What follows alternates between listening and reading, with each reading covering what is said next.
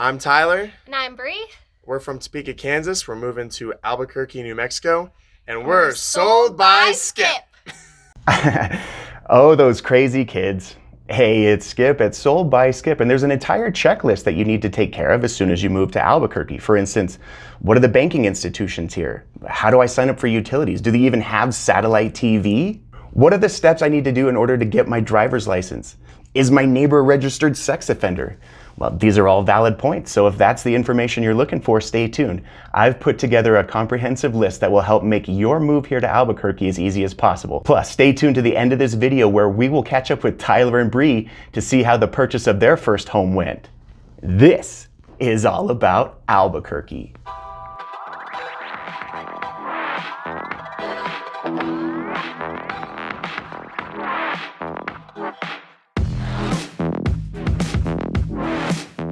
Hey, it's Skip at Sold by Skip, and if it's your first time to the channel and you want to learn everything about Albuquerque, including what it's like to live here, work here, and play here, then be sure to tap that subscribe button and ring the little bell. That way you're notified every time we post a new video. Now, my team has been helping people from all over the world, including Topeka, Kansas, buy and sell property here in Albuquerque, and we look forward to connecting with you too. So give me a call or shoot me a text.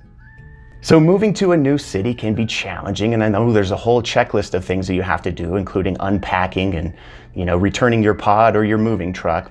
So in this video, I want to try and make it as easy as possible based on past experiences to help you relocate here. Now, if you know me, you know that I imported my wife from California. I just wish they all could be California girls.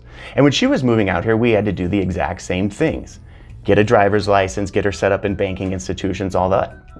So if you're moving out from the East Coast or maybe the Midwest, a couple of things you need to know. While we do have the major banking institutions like Wells Fargo and Bank of America, we don't have some of the major ones that they have on the East Coast. For instance, if you use PNC Bank, we don't have that here. Another major one that we don't have is a Chase Bank, which is always frustrating.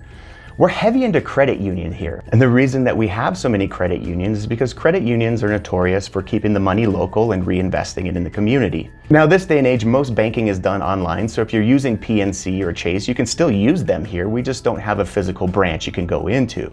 Now, good thing was when my wife moved out here, she's used to using credit unions, so it was easy for her to adapt and set up. There's no real main difference in the banking. There's just lower fees and better customer service in our opinion. Let's talk about utilities. There's nothing worse, and you can speak to this, having to move and sit on hold and figure out the whole process that these companies have for starting accounts, entering socials.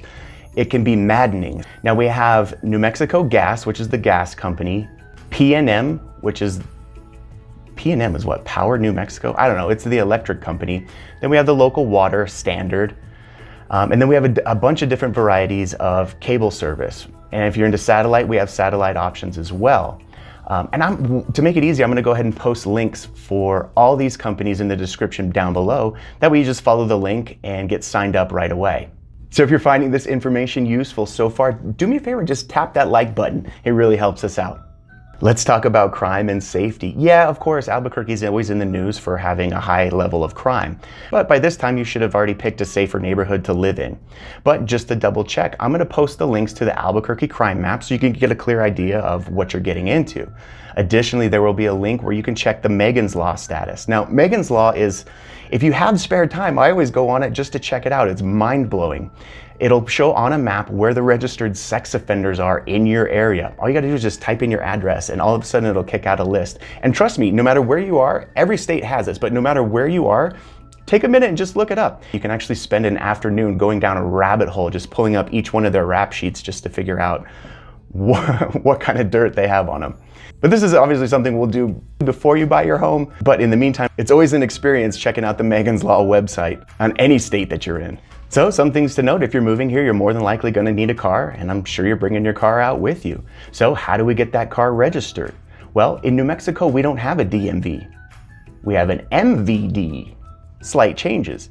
It's the same thing. It's a government-run office where you wait in line and wanna pull your hair out just as anywhere else. But in order to get your driver's license here or your automobile registered, you can register online, fill out all the forms in advance. That way when you get there at your appointed time, the whole process will be more streamlined for you. And I posted a link to their MVD down below. So when I got my license here the first time, I think I was 15. You can be, well, at least when I got it, you had to be 15 years old in order to get your first driver's license.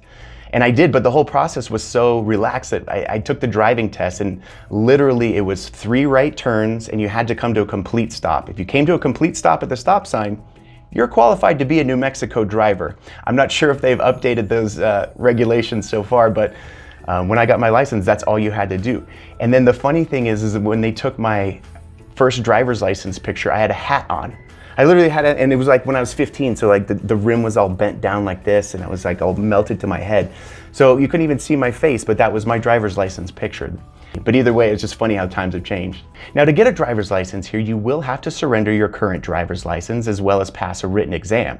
You're gonna have to have proof of auto insurance, and if you need help or you need a recommendation for a good insurance broker locally, just let me know, I'm happy to provide it.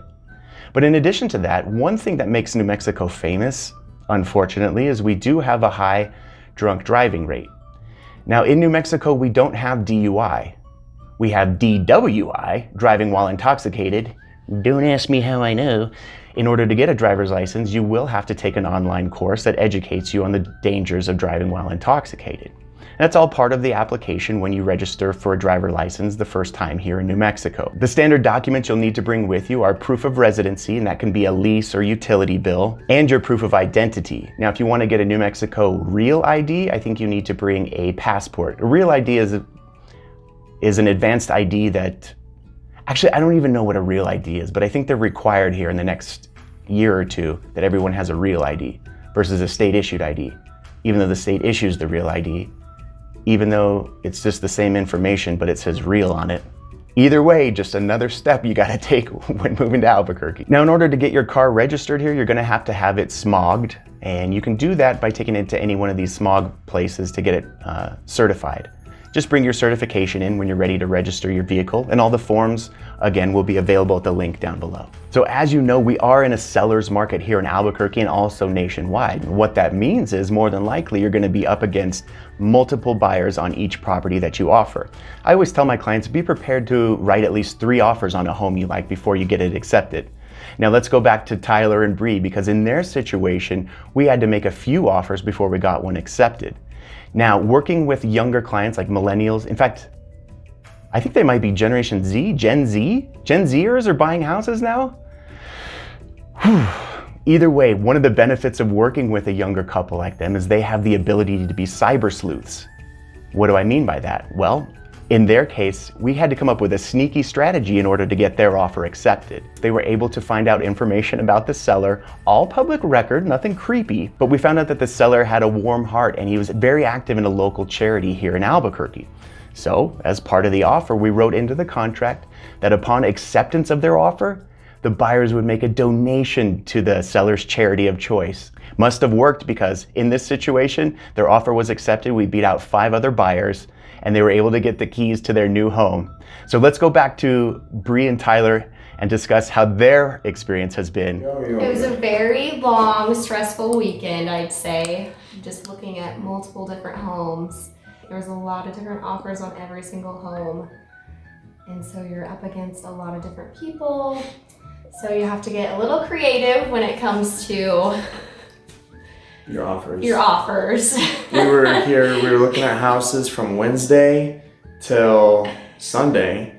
And when we found this house, we had been through the entire process. We put in 2 what we thought were very competitive offers into 2 other houses that did not go our way. So we kind of learned and adapted from that, how to get very creative in what we were willing to do. But at the end of the day, we found a house in a great neighborhood. Skip helped us a whole bunch. A lot. For driving us around constantly the whole entire time. He took us to every single property. Yeah. Put in a lot of time with our offers and put a lot of time into us finding a home. So we really appreciate that greatly. So again, if you're thinking about making a move to, in, or around Albuquerque, be sure to reach out. Just give me a call, shoot me a text, and I'll reach out to you personally. Boom. Where were the jazz Sold fingers? by Skip or sold by Skip? What'd you say? I said on Skip. Sold on Skip. Wait. Before you leave, I want to share another video I think you might find informative by clicking up here. And lastly, friends, don't forget to subscribe here by clicking this link to stay up to date with future videos. As always, visit soldbyskip.com for a free list of homes priced to sell. Thanks for watching.